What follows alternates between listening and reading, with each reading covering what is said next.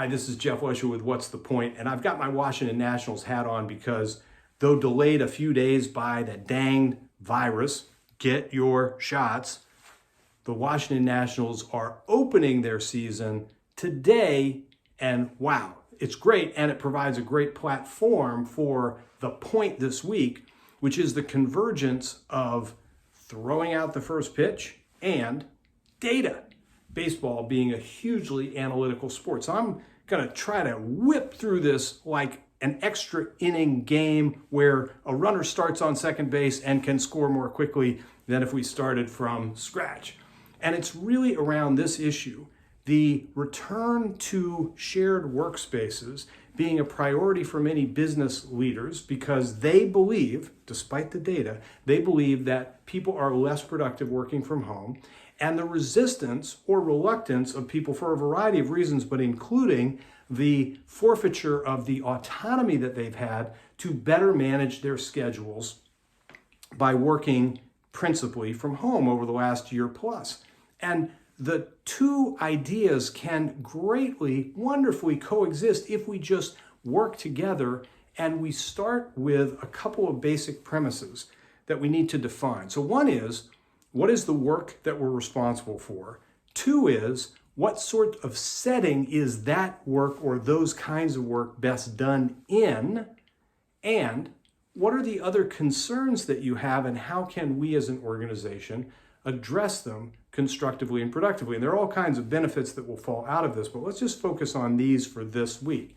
So the first thing is, what kinds of work? So for most knowledge-driven organizations, there is some combination of deep work, where I really need to be heads down focused with 45-minute chunks of dedicated time during which I'm not disturbed, and primarily creative, collaborative, spontaneous kinds of settings where the proximity, the literal real-time proximity to one another is a vehicle for all of those things, plus connection, plus better learning. So there's high value there, but not all of your work falls into that category. So rather than go about just setting forth edicts, you need to be in the office 3 days a week, it needs to be Monday, Wednesday, Friday, it needs to be between 9 and 2, it needs to be whatever it is, especially while you're trying to figure out how to best allocate your space. And people may have very legitimate reasons that you want to support for not coming back to the office yet.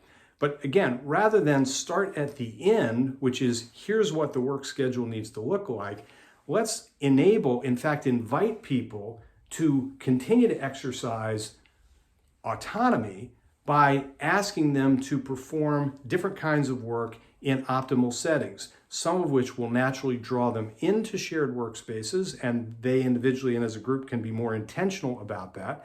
And other kinds of work may actually encourage them to be working from home. If that deep work can be better done from home, for some people, it's actually going to be better done in a shared office space, and the creativity piece may also happen differently and in a different space than what we're imagining. But give people the opportunity to influence those outcomes. And here's the wrapper for all of it for today.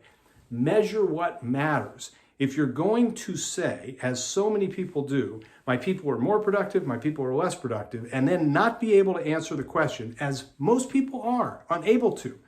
I'm not sure what we measure, or if I am sure what we measure, I'm not sure what the measures are, and I'm not confident in our ability to measure it consistently over time. Okay, that opens the door to a boatload of opportunity, which is identify, define, and create a process that is not overwhelming, that is, does not suck up time that should be spent actually doing the work in measuring what's happening. It's very accessible. It's going to depend organization to organization, maybe even business unit to business unit, but start with that. Make it accessible, relatively speaking, simple, and do that. By the way, just quick commercial, because it helps. We need to reach out and find resources that can help us do these things. Our survey process helps you know what you don't know, helps you either confirm or dissuade yourself from assumptions that you're working under in a really quick, clean way that makes people feel heard.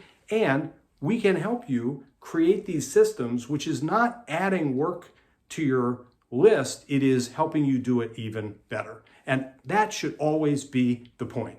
Even better, use data, use common sense, and invite people, as the adults and professionals they are, into the process of determining where and how to use the resources available to them to do their work in the best way. Do that and you will be doing even better. And as we just said, that's the point.